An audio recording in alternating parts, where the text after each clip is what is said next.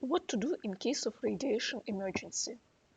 In general, the goal of actions taken in case of a radiation emergency is to avoid internal contamination by engulfing or breathing in the radioactive dust, and to stay away from the radioactive material, and to not let it get inside the building in which you are staying before evacuation. The general principles to reduce radiation exposure are: first, minimize the amount of time spent near a source of radiation. Second, increase the distance between yourself and the source of radiation.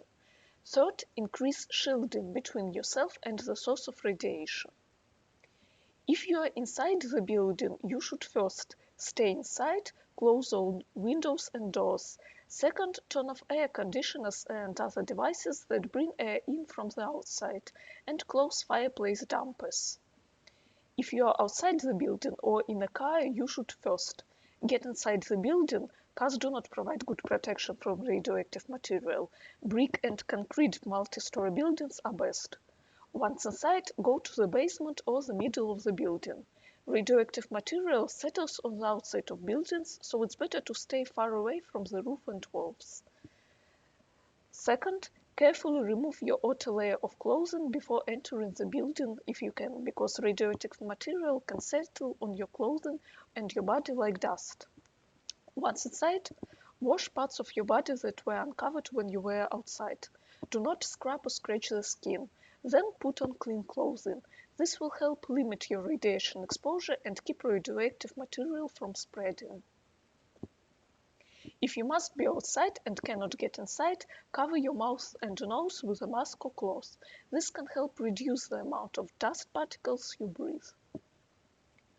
Food and water. First, eat food in sealed containers like cans and bottles. Food from your refrigerator or freezer is also safe, because radioactive dust couldn't get inside, so this food is not contaminated. Second, wipe off food containers and utensils for food with a damp cloth or towel before opening them. Put the used cloth or towel in a plastic bag or other sealable container and place the bag in an out-of-the-way place away from other people and pets. Third, drink only bottled water and drinks from sealed containers until scientists test tap water and drinking water supplies to make sure they are safe.